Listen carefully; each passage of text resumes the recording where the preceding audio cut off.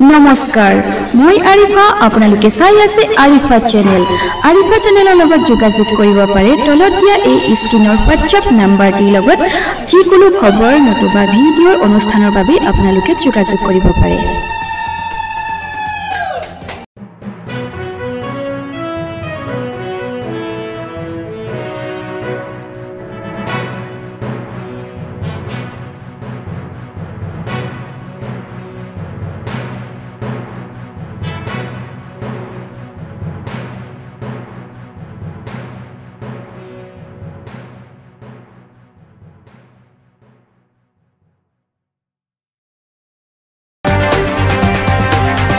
নাজিৰা বাকী ৰাইজ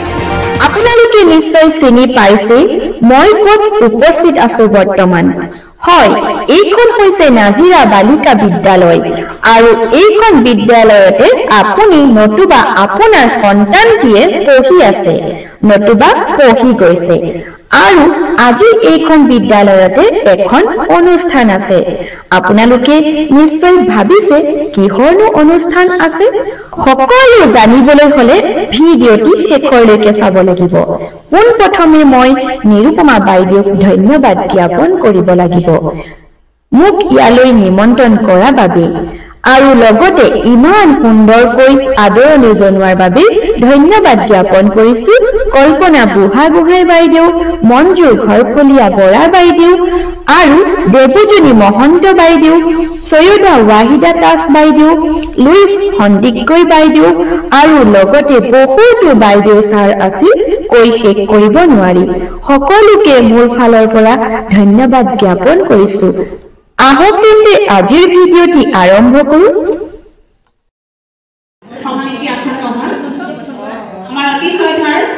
নাজিৰা লেখিকা সমাজ সমিতি সমানিতি শ্ৰীযুতা দেৱজানী মহন্ত বাইদেউ আৰু সমানিতি শ্ৰদ্ধাৰ শ্ৰীযুতা উষা বাইদেউ দুয়োগৰাকীকে মঞ্চলৈ সাদৰে আসন গ্ৰহণ কৰিবৰ বাবে আমি ৱাহিদা দাস আৰু কল্পনা বুঢ়াগোহাঁই বাইদেউক আমি অনুৰোধ জনাইছো ইয়াৰ পাছতে আমাৰ বিশিষ্ট অতিথি আসনখন আছে গতিকে আমাৰ ফালৰ পৰাই আমি আসনখন কৰাব বিচাৰিছো আমাৰ অতি শ্ৰদ্ধাৰ নাজিৰা শিমলুগুৰি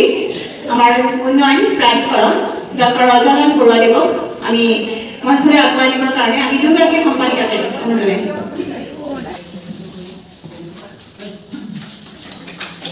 নিৰ্দিষ্ট বিষয়া আলোচক অতি শ্ৰদ্ধাৰ শ্ৰীযুতা চিনিধাৰণী গগৈ বাইদেউ আমি সাদৰে আসন গ্ৰহণ কৰিবৰ কাৰণে আমি সম্পাদিকালৈ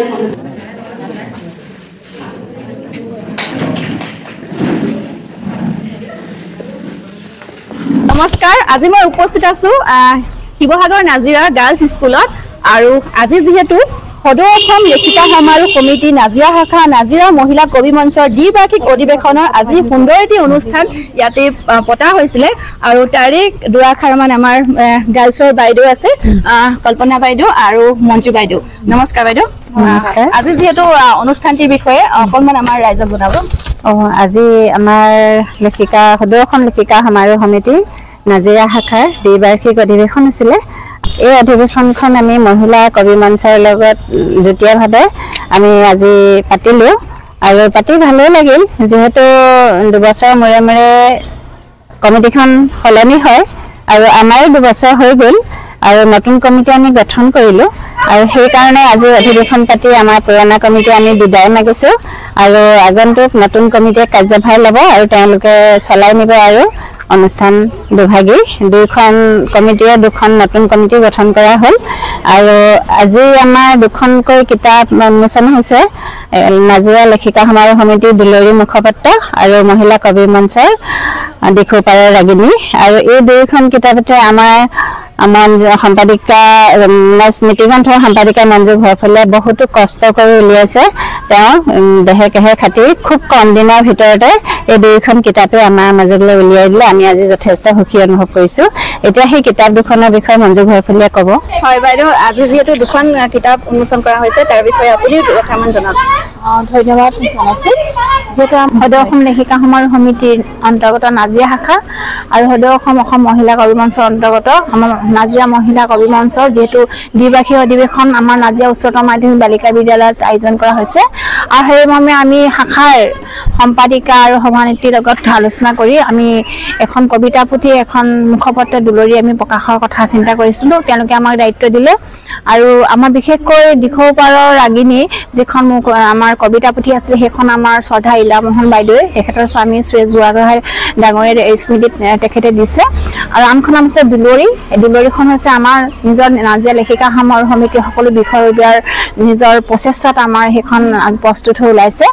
আৰু এই দুখন এখন কবিতা পুথি এখন মুখপত্ৰ দুলৰিৰ যোগেদি আমি ভাবিছোঁ কবি মঞ্চৰ লেখিকা সমাৰোহ সমিতিৰ যি প্ৰতিভা আছে সেই প্ৰতিভা তেওঁলোকৰ ইয়াত বিকশিত হৈছে গ্ৰন্থৰ যোগেদি আমাৰ শাখাটো জীয়াই থাকিব আৰু ইতিহাস পাতত 2024 বৰ্ষৰ যে অধিৱেশন পাতিছিলোঁ সেই কথাটো আমাৰ তাত সন্নিৱিষ্ট হৈ থাকিব বুলি আমি সেই আশাৰে আমি এই দুইখন গ্ৰন্থ আমি উন্মোচন কৰাৰ কথা চিন্তা কৰিছিলোঁ আৰু এই ক্ষেত্ৰত আমাৰ শাখাৰ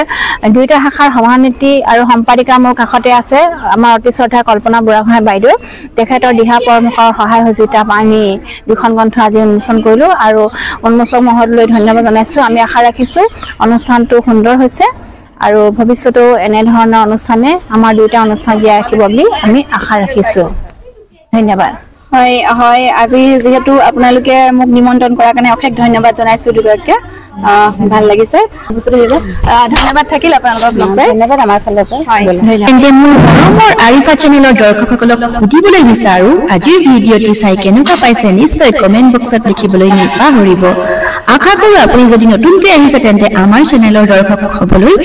এটি ফলো কৰিব এটি শ্বেয়াৰ কৰিব আৰু এটি কমেণ্ট বক্সত কমেণ্ট কৰিব